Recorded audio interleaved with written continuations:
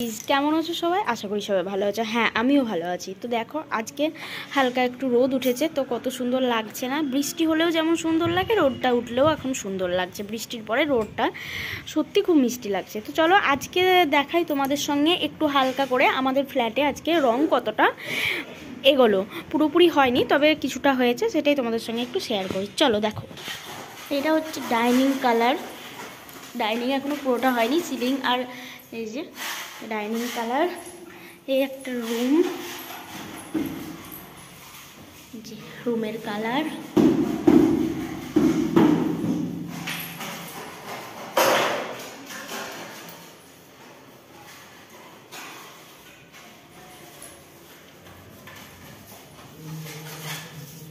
তো চলো, তারপরে এখনো একটা রুম বাকি আছে।